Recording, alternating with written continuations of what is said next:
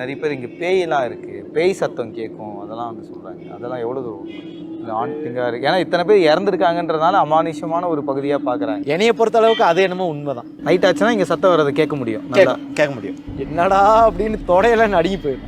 இப்போது இந்த மாதிரி எடுக்க முடியல அப்படின்ற ஒரு பட்சத்தில் அந்த குடும்பத்தில் வந்து என்ன பண்ணுவாங்க? இப்போ வந்து அதை பாடியை தூக்குறவங்க சில பேர் இருப்பாங்க, ஃபயர் டிபார்ட்மெண்ட்ஸ் இருப்பாங்க, போராடுவாங்க. எடுக்கவே முடியாதுன்ற ஒரு சுச்சுவேஷனில் என்ன பண்ணுவாங்க? வந்துட்டு 2 பால் பாக்கெட் வாங்கிட்டு வருவாங்க. வாங்கிட்டு வந்து அப்படியே கட் பண்ணி உள்ளே ஊற்றிட்டு அப்படியே ஒரு சூடத்தை மட்டும் கொளுத்தி வச்சு விட்டு அப்படியே போயிடுவாங்க. அவ்வளோதான், எதுவுமே பண்ண முடியாதுன்னு. அந்த குகை பக்கத்துலேயே பாலை ஊற்றிட்டு அப்படியே பண்ணிட்டு கிளம்பி வந்துடும். குகை பக்கத்துலனா குகைக்கு உள்ளே கூட போக முடியாது, மேலே அப்படியே அங்கனுக்குள்ளே ஏதோ ஒரு இதுக்காக. அதெல்லாம் கஷ்டமான சூழ்நிலை தான், அதெல்லாம் ரொம்ப பரிதாபமானது. ஸோ இத்தனை பேர் வந்து இறந்துருக்காங்க, விழுந்திருக்காங்க. இவ்வளோ இருக்கும்போது இவ்வளோ ஆபத்தான கேவை நீங்கள் சின்ன வயசுலேருந்து பார்த்துருப்பீங்க. ஆமாண்ணே. இப்போ இப்படி ஒரு விஷயம் மாறுபட்ட மாதிரி அந்த டைமில் எப்படி இருந்தது?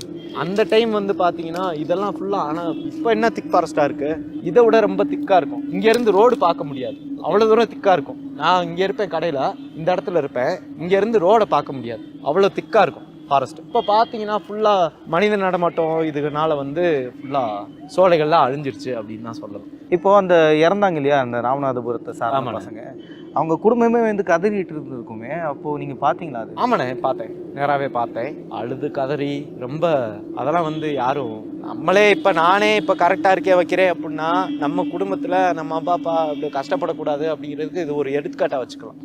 அந்த மாதிரி நம்ம ரொம்ப அதெல்லாம் கஷ்டங்கள். அதாவது இப்பயும் பார்த்தீங்கன்னா உள்ளே போனால் எலும்புக்கூடுகள்லாம் எடுக்கும். இப்போ போனாலும் அதெல்லாம் என்ன? ஆமாண்ணே, இப்போ தெரிஞ்சு 17 பேர் இறந்துருக்காங்க, தெரியாம எத்தனை பேருன்னு சொல்லி தெரியாது, அதுக்கு எத்தனை பேருன்னு சொல்லி தெரியாது. அப்படிங்கிறப்ப நம்ம உள்ள போறப்ப வந்து எவ்வளவோ எடுக்கலாம், நிறைய இருக்கும், பிணங்கள் இருக்கும். கேவுக்குள்ள வந்து பாத்தீங்கன்னா ஸ்மெல்லு வந்து ரொம்ப இதாக தான் இருக்கும். ஆனால் அந்த குகை எப்படி இருந்தது? உள்ள வந்து நிறைய பேர் எகிரி குடிச்சு உள்ளலாம் போய் பார்த்து. ஆமா, உள்ள போய் பார்த்தாங்க. அப்ப என்ன ஆகும்னு சொல்லி கேட்டீங்கன்னா, ஒரு கார்டு டிபார்ட்மெண்ட்ல வாட்சரு, கார்டு, ஃபாரஸ்டரு, ரேஞ்சரு இந்த மாதிரி வருவாங்க. கார்டு வாட்சரும் வந்து இங்கேயே இருப்பாங்க. ஆனா அவங்கள மீறியும் உள்ள போயிருவாங்க.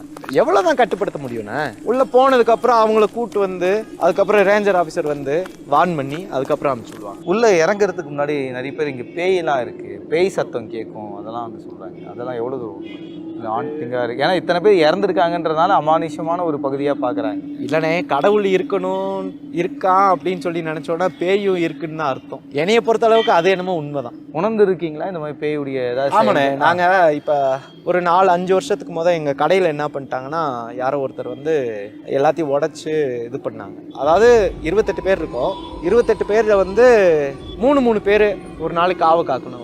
அப்போ நைட்டு நாங்கள் இங்கே தான் வைப்போம். ஒரு மாதிரி சவுண்டுகள் இதெல்லாம் வரும். இங்கே பொறுத்த அளவுக்கு யாருமே நைட்டில் தூங்கவே முடியும். நைட் ஆச்சுன்னா இங்கே சத்தம் வர்றது கேட்க முடியும், கேட்க முடியும். என்னடா அப்படின்னு தொடையெல்லாம் நடுங்கி போயிடும்.